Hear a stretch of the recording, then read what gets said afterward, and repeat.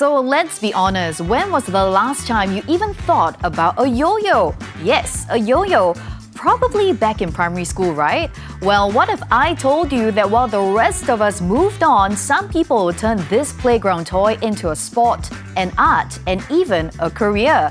Now, this isn't just about toys, this is about obsession, legacy, and the fight to keep yo-yo alive in Singapore.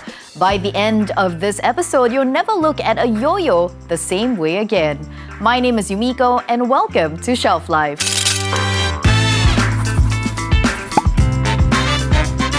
Alright, so for today's episode, I've got three very handsome guests. We've got Yi-Chen. Hi, Yi-Chen. How should I introduce you to our audience? Should I say that you're like the godfather of yo-yo in Singapore? No, I'm not the godfather. Okay, so how can we correctly term you? Just call me Yi-Chen will do. Oh, just Yi-Chen. Yes, Yi-Chen will do. Can I also say that you represent the Yo-Yo Association of Singapore? We all represent the yo-yo. Oh, all of you? Yes, okay, correct. So over to your right, I'm going to say hello to our world champion. Hi! So what is the correct term for world champion for you? Just world yo-yo champion, but just call me Marcus will do. Just Marcus? Yeah, but let me speak for Yi-Chen. Yeah, just call him the godfather of the yo-yo community for now. I think he likes to act humble. Uncle Chong. Uncle Chong. Yo-yo uncle also can. Okay, so what about the handsome gentleman to your left? My name is Xavier. Hi. Hi, nice to meet you. Xavier Ng. I'm 22 this year, and I recently got 5th in the world for the most recent 2025 World Yo-Yo contest. Okay, so this is absolutely crazy, okay? Because here in this studio, it's the first time I feel like I'm sitting with legends. No, I mean, the three of you are icons of the yo-yo scene, right? And it's insane. I mean, looking at all the setup that we have here in the studio, you've brought in yo-yos from the 80s? Oldest one is 1998. 1998. Yes. And then we've got all the way to? Today. Wow, okay, which we will also see later on. Okay, but first up, let's start with Yi-Chen. What was the very first moment you knew that you fell in love with yo-yo? Okay, so for me, I started when I was in primary school. So the first yo-yo trend was the Pro-Yo, Playmax Pro-Yo Turbo Bumblebee. Some of you all may remember the name, Turbo Bumblebee. So in 1998, the yo-yo was the hottest thing at the period of time. So as a kid, of course, I started playing with all my friends. But why did I continue? To be honest, I'm not sure at the period of time, but now I understand why I continue playing. But from 1998 to maybe 2003, I wasn't sure. It was just interesting to me. Yeah. So throughout the times, 1998 to maybe 2003, it was more of a transition period before anybody came down and formed a community in Singapore. And then now you would say it's just your love and your passion to share the joy of yo-yos in Singapore. Correct. Okay, Marcus, what about you? We have to reallocate this title to you, okay, because you are the world champion. And this happened back in? 2011, 14 years ago. 14 years ago, you were? I was 18 years old back then, and I'm 32 years old now. But I mean, you clinched that title, right, for Singapore. Yes. And that is on a world stage, okay? It is absolutely crazy. And what was that first moment you knew that yo-yo is your thing? This might sound cliche, but I always knew that yo-yo was a part of my life since day one. Back then, I started yo-yo when I was 10 years old, back in 2003. So I used to watch a lot of cartoon TV shows. The popular ones were Super Yo-Yo, Beyblade, Pokemon, Digimon. So obviously, a lot of people, they like to play Beyblade. They like to play Pokemon. They like to play Digimon. Because all of these are all, I would say, pay to win. You just pay money, you invest time, then your character levels up and you win. No challenge.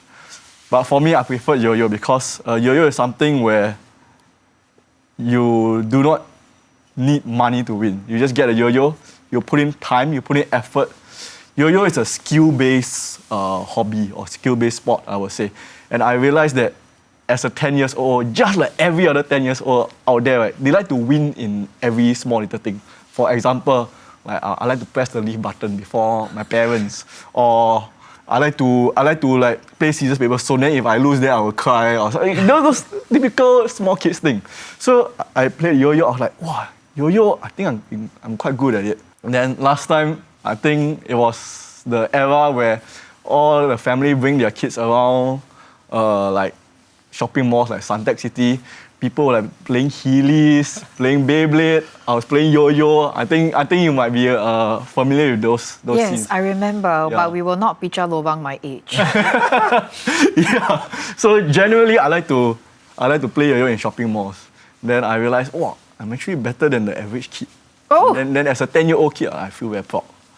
Wow. But that's where I start joining competition and I realized there's so many people better than me.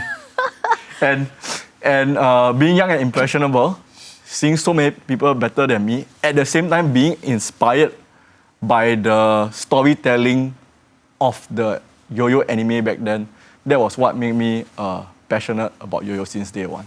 I mean, it's Yeah. been many, many, many years, and obviously you have inspired the younger generation.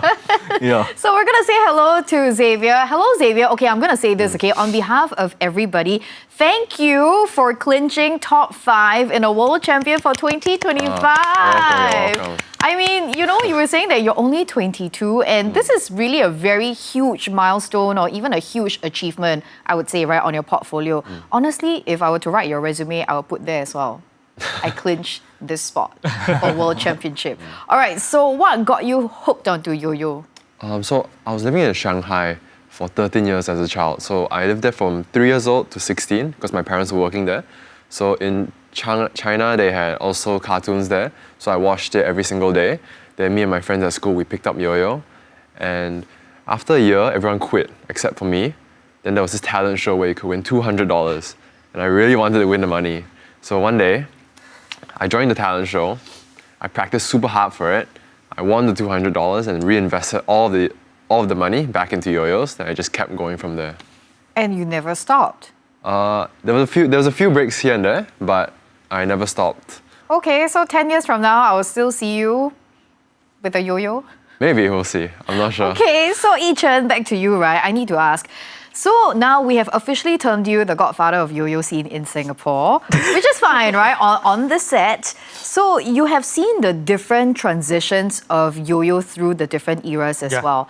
How would you term each era? Okay, before we go on to the eras of yo-yo, I've discovered, thought of a new term for myself. Oh, sure. Just call me the facilitator.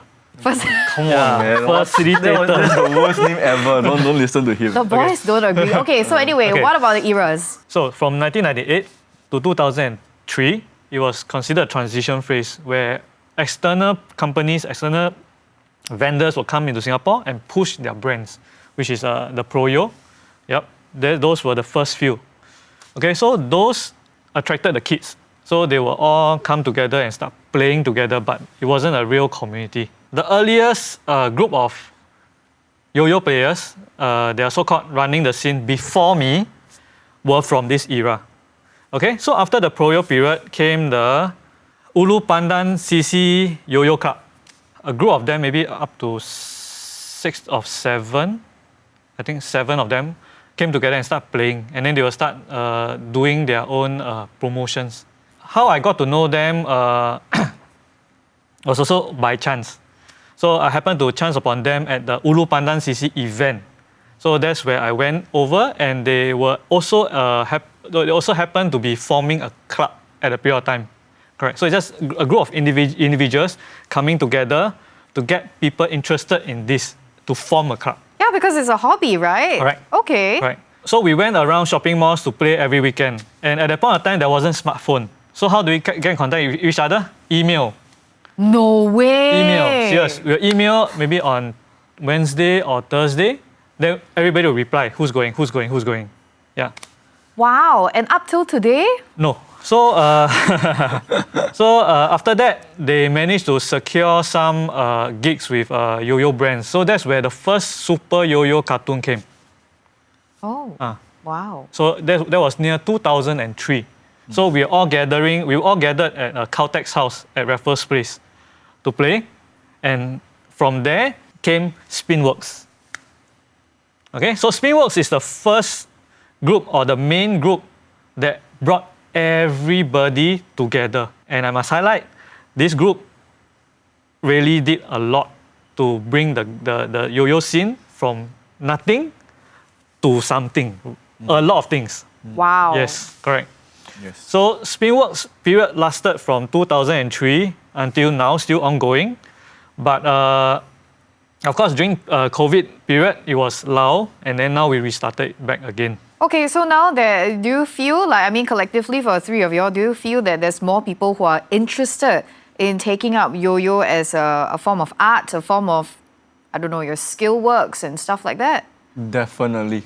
Really? Definitely. Especially after COVID, we have a lot of kids joining us to learn yo-yo. And not only kids, parents are pushing their kids to take up yo-yo with us as well. Wow, and for Xavier, you feel that as well? Yeah, I think for the main reasons, after COVID, all the kids have been playing video games and they're spending too much time on their computers. So then I think there's a shift in parents' ideology now where they want kids to do more activities that's not related to screens. So by doing yo-yoing, you're improving your hand-eye coordination and just reducing time on screens, which I think parents want a lot for their kids. Which is a very valid point because a couple of episodes ago, I was just talking about how a lot of kids are spending about 6 to 7 hours a day on their screens, and that is really insane, right? So just to be having, a little bit of playtime with what we call, or what I call my childhood toy, it's now back in season again. So the whole trend of your toys are all coming back again, and yo-yo is actually growing in popularity. I mean, honestly, I do see a couple of my friends who have started bringing out their yo-yos as well. I'm not gonna lie, okay? So as you can tell, the set is really well displayed, okay, with all of your stuff. This is maybe just 1%. Yeah, 1%. Okay, so we're gonna go down the line. Ichan, how many yo-yos do you have in your collection? To be honest, I lost count. What do you mean you lost count? I don't count them, I'll just hoard them. Oh, you hoard them. Okay, to be honest, right? Ichan came to the studio with Toyogo boxes. All right, plastic boxes. And that's just, what, 10%? 10%. Yeah, 10%. And these are your big boxes, okay? So what about Marcus? I also cannot count, honestly. What do you mean? Thousands. Thousands. Of yo-yos. When you say thousands, right, it's 4-digit, right? Yeah. Okay, then the first number? I really do not know. Okay, what about you? I don't know why you guys have so many, but I only have like 50 yo-yos at home. Really? 50? 50. So, That's very little. oh, Yeah, that's very judgy. That's very little. You guys are so Really? I'm many. very surprised. Why? Because having 50, I believe, as a competitor or, stuff like that, you having 50 means you can switch around. Are you still able to switch the parts of your yo-yo now? You can, but that's not ideal. Oh, it's not ideal. So Yeah. when you buy the yo-yo, it's just that one yo-yo, Yes, and that's why he yes. has 50, right? Yeah. Which is considered your prized possession. We're just my babies. Your babies, okay, but then you need to keep up because apparently they have thousands. They can't even Yeah. keep track. I want to add something. Yes. Even though I have a lot, I don't have the most. Because I know collectors that have more. In Singapore? Yes, in Singapore. No, you're kidding. In How Singapore. many? At least twice my collection. Twice of At your least collection. twice Your my collection. Oh. At least twice. To be honest, they also don't count. Yeah, they just snap photo of the boxes And that's it. And that's it. Okay, let me tell you why, okay? So in Singapore, I don't know if you guys know, but we have a Barbie doll collector. Okay, his last check count was about $13,000, and this was back in 2019. He has lost count. Okay. So in the world, he ranks as the top 2 Barbie doll collector in the world. So maybe if you guys go home and do your stock check, you could actually be, the one with the largest collection. I don't know. We could try that, right? And then submit a number. Okay, so easy question. If yo-yos disappeared tomorrow, what hobby would each of you replace it with? To be honest, I'm not sure because yo-yo is an integral part of me that it helped me through my depression period. So actually, I went through depression. This hobby actually got me through depression. Wow. I'm not joking, but if without this, I don't think I'll be sitting here. Wow. Okay. I'm Thank you for serious. sharing that. Yes. Xavier, what about you?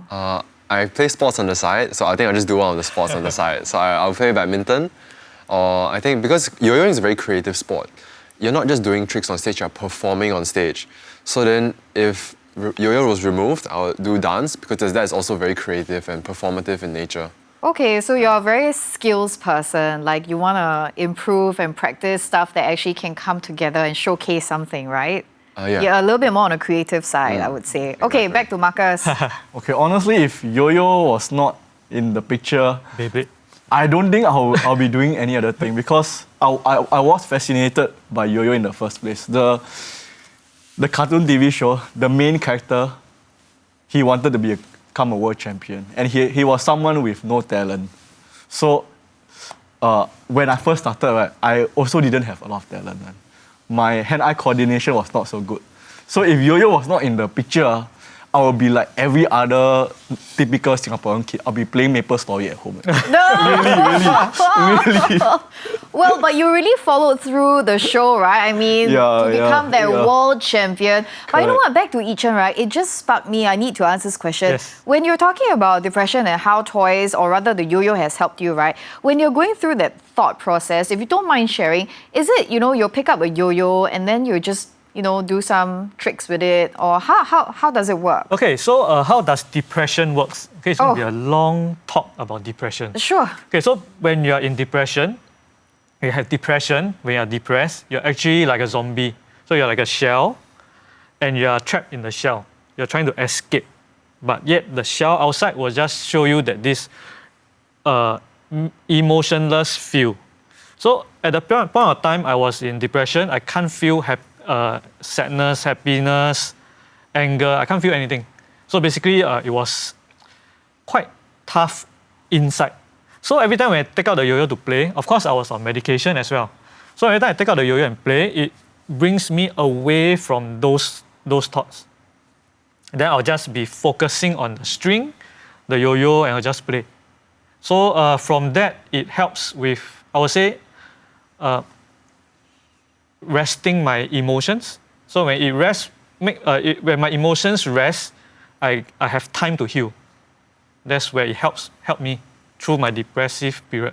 Wow, thank you very much for sharing that story. I feel that on Shelf Life, I have covered a couple of episodes with adults or, people from the brands of toys, and they have spoke about this as well, how childhood toys or even just toys, sitting there and taking a look at your toys, it really takes you away into that another world, right? Correct. Where you feel like, okay, it's giving you a little bit of time for your healing journey. And Yes. also, when you're in depression, your self-esteem goes down. So when you are creating something creative, it brings it back up because you can create. So that helps a lot. And you're feeling a lot better now? Oh yeah, I'm okay already. Wow, I like that. Happy stories. Thank you so much for sharing that. Okay, so next up, the first question is Singapore has world-class players, okay, which is both of you on set with me. But why do you think yo-yo hasn't exploded here like in Japan or in the US? The culture in Singapore is that we value studies and academic qualifications a lot. So, but that's to be expected. Generally, we come from a small country, small island. So it's expected that we need to do all of these things to keep the economy going. So naturally, before COVID, the consensus was, does playing yo-yo earn you money? If it doesn't earn you money, there's no point putting in effort in this kind of thing. So I guess this was the mindset that a lot of parents or people had a few years ago. But I would say that mindset is slowly starting to change right now. Thanks to technology, thanks to a handphone, computers giving kids short attention span. So as a result, everybody have to try to think of creative way to improve the kids' hand-eye coordination, attention span and stuff. Yeah, I mean, as much as we talk about screen time, it is a double-edged sword at the end of the day, right? Okay, what about you, Xavier? What do you think? I think to build on Marcus's point, so he nailed all the culture parts. So in Singapore, the culture for parents is very study-focused, very job-focused. And when a kid plays yo-yo, the parents will will object it because they think it's just this can't make any money. This will inhibit studies. But to them, I say they're wrong because yo-yoing is more of a to build on what Yichen said just now. It relieves stress, first of all, and when kids go up on stage to perform for the first time, it gives them a sense of confidence that they can't unlock anywhere else, maybe through other performative sports as well. But yo-yoing is one of the ways they can build up confidence in themselves, and that's something I truly believe in, because when I see like the new kids coming in Singapore playing yo-yo now, when they step on stage and when they leave the stage, they unlock a new tier in their lives, and that's just self-confidence and the ability to speak on stage or perform on stage. So when they go give a speech in their class or when they give a presentation in their class, they just have so much more confidence in themselves. Wow. Yeah. Okay, so quick question for Marcus and Xavier, right? For both of you, if both of you were walking around the malls where there is a yo-yo competition happening, right? Do the kids recognize you? Yes. Ah, really? Yeah. Okay, yeah. so later I need to ask for autograph. They are going to sign on my yo-yo or something. Okay, Yichen. Yes. So I know that, we were having a conversation before coming on set, right? And you mentioned that there are a couple of seniors in Singapore that have recently taken up yo-yo as a hobby as well. So tell me more. Okay, not a couple of seniors. Oh. At least close to 50 and above. Wow. So we have been running this program for seniors, 65 years old and above. So my oldest student is 80, close to 90 lah. No. No, see, I'm serious. So we have been teaching the seniors how to play with the yo-yo, not just learning the tricks, but also teaching them how to step out of their comfort zone and show off tricks to other people. Because old people, they like to paiseh lah. They scared. Okay, that's true. Yeah. Yeah. So when they are learning the yo-yo, we also encourage them to show off to other, because it's in an active aging center. So when we are doing the program, they are spectators. So sometimes we ask them to show off. Oh, it builds a little bit of confidence Correct. in them as well, Correct. right? Correct. Okay, does this whole hand-eye coordination with the yo-yo assist the elderly? Okay, funny thing is, before the program started, okay, let's just say I take one class for example.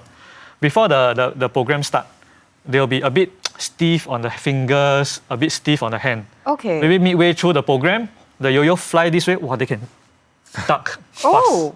Really. Right, and then in terms of memory, right? Yes, Because a it lot of helps. people have been saying that, through your golden years, you want to keep on doing activities, right? To improve your memory as well. Does it help? Because they have to remember the steps, and I don't know how you'll put a straight. Correct. So for example, a simple trick like rock the baby is actually 3 steps. Okay. So for them, initially, ask them to grab and pinch and show the trick, they can't do it. But after a while, it becomes second nature to them. Oh. Then they'll move on to other tricks. Then they'll keep asking for more. Right. So now I've unlocked another question, which means that elderly don't need to play mahjong all the time. Correct. It's true, right? Because there are so many different activities. So Marcus and Xavier, both of you also assist with this program? Marcus I do sometimes. from time to You time. do? Yeah. Would you in the future, want to help all these elderly, showcase their skills? I performed for them before. Really? Wow, Yeah. you must have made that day, honestly. I think it's very nice, that a simple skill set like that can actually bring so much smiles. And also, where there are many stories of my students having the yo at home, right? Their so-called grandchildren will think that it's for them. Actually, no, it's their own own yo-yo. That's cute. Yeah. That is- So the so-called the grandson say, you bought a yo-yo for me. Actually, the grandma say, no, it's mine. Oh, yeah, you can't touch it. Yeah. Sorry, it's mine. Okay, so now I got to ask Marcus, what is the one misconception outsiders have about yo-yo players? I think the biggest misconception is that people always think yo-yo is your normal up and down toy. So you just do this and there's nothing to do after that. Yeah. Even till today, there are people who think it's just like that. Actually, that's me. Okay. Oh my gosh, sorry. I'm sorry. Okay, continue. Yeah, however, that's not the case. The moment we start playing yo-yo in front of them, that's where they will just stand there and be amazed. Wow. Okay, I'm going to ask our recent champion over here. Hello. Yes. Hi. Hi. So what Marcus says is absolutely correct. So when people see yo-yoing, they think it's just a handful of tricks, rock the baby, walk the dog, but that's not true. There's actually a whole set of different styles of yo-yo tricks. So you have strings that go off the string, they're not connected to the string. There are yo-yos where you can do it on both hands. Some yo-yos where you're not holding the yo-yo, it's connected to a counterweight, so it's like mid-air. We have to show you, but Right. I'm lost at this point. yeah, at the end of the Huh? day, yo-yoing is more performance than doing certain tricks. When people go on stage, they're not doing yo-yo tricks, they're doing a yo-yo performance. So they're choreographing their tricks to a song, and that makes it very interesting to watch.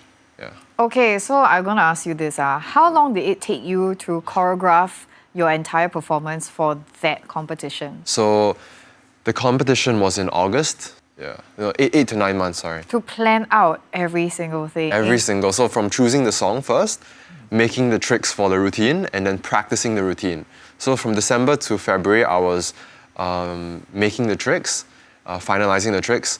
Then I took maybe a few weeks to make the song. And then from around March all the way to August, I was practicing this routine minimum 2 hours a day, maximum it would go 8 hours a day. No, 8 hours a day. Yeah. And you just redo the whole thing over and over until you perfect it to the timing, to the split millisecond. Exactly. So just imagine a room like this. Yeah. So I actually went to Australia to train with my teammates. So we would stay in a room like this, hold our yo-yos, wear all our equipment, and just yo-yo there for 8 hours straight. With so 3 minutes is the performance.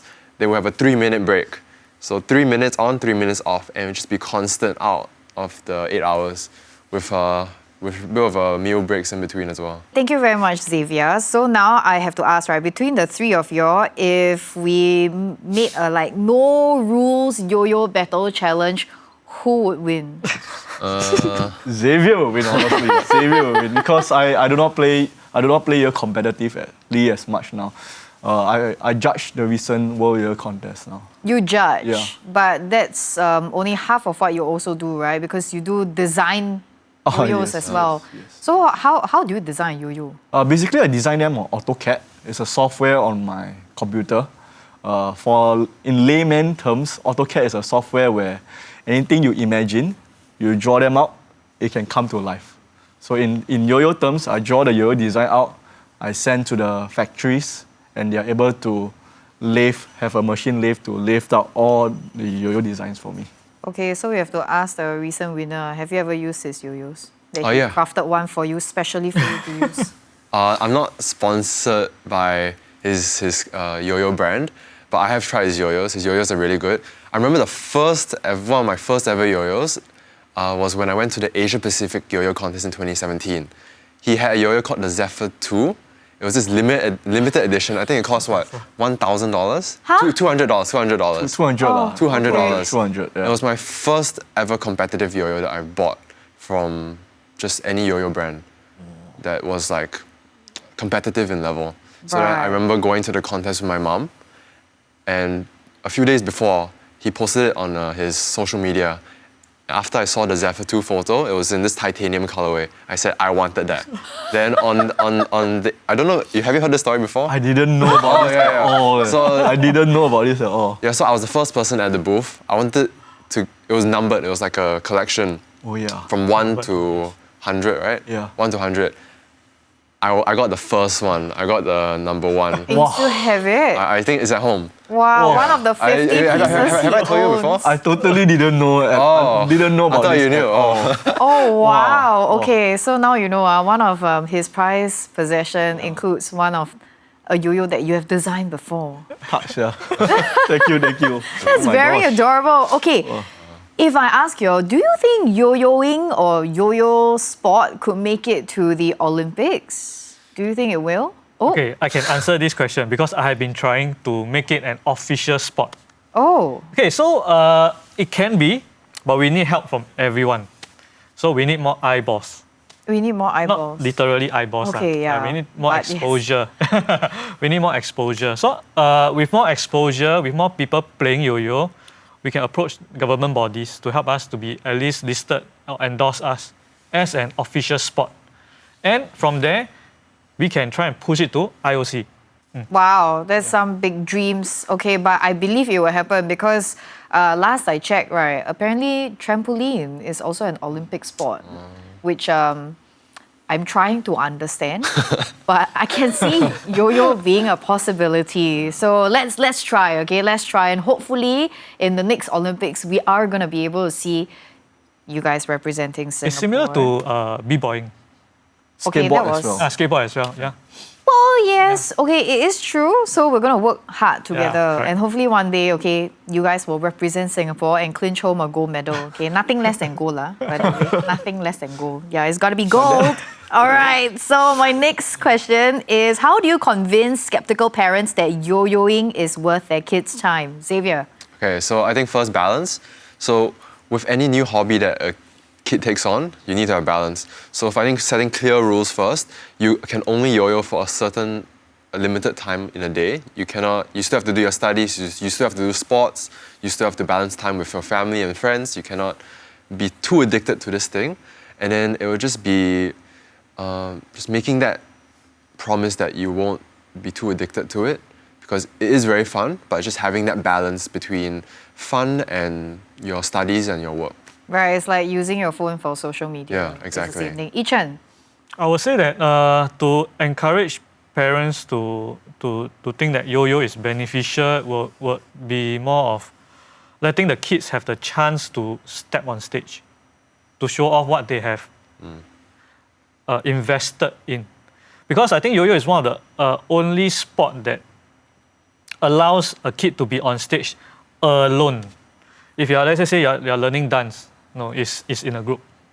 Okay? Well, unless it's a Yeah. solo Right, segment, but the chances right? will be low. So Yeah, every yeah. year we have events, we give chances to the kids to be on stage, to compete or to perform. Yeah. So this opportunity is very difficult to come by. Wow. So when you play yo-yo, if you are good at it, we give you the chance. Wow. And then hopefully you'll clinch a gold medal. Yeah. Yeah. Okay, Marcus. Honestly speaking, in today's setting, we don't really need to convince the parents Wow. and the kids much. They themselves would want to play yo. Really? Yeah, but the challenging thing is, how do we get the kid to be interested in the yo-yo? This is not from me, this is coming from the parents. The parents will be like, because there are some kids who find yo-yo might be too challenging at one point of time, because there's always a learning block when they're learning the basic tricks. So what happens when the kid meets a learning block? There's two things they can do. It's either they try harder with encouragement of their parents and their peers who play yo-yo around them, or they can just put the yo-yo down, I give up, open the iPhone, watch YouTube, play Roblox. Yeah. So Wow. honestly speaking, we do not really need to convince much. However, we do encourage and facilitate the process where we make yo-yo more fun for them. How do we make yo-yo more fun for them? We impress them with cool tricks. We introduce them to our community of yo-yo players, which is filled with kids from all over Singapore. Wow. Okay, I suddenly feel like I need to try a yo-yo. I've not played a yo-yo in a long time. Long time. Okay, we'll try that later, okay? But now the next question is, when is the next World Championship happening? It happens every year around August. Okay. So the next And- one will be in Japan. Oh, do you have confidence, Xavier? I have confidence. Very good confidence, nothing less than a goal. I keep saying this. I think it's really possible. I just have to, in a yo-yo contest, you need to have good tricks. You need to be very, your performance needs to be good, and you have to hit clean. Hit clean means hit all your tricks on stage. So if I hit all three areas, I can clinch for gold. Okay, so before I let the three of you all display your skills, we're gonna ask our latest winner, right? What is one advice you give budding yo-yo artists? Like they really want to try this out. What is the first advice you'll give them? I think just learning, making friends in the yo-yo community. When I was living in Shanghai, I didn't have much yo-yo friends because I couldn't really speak Chinese.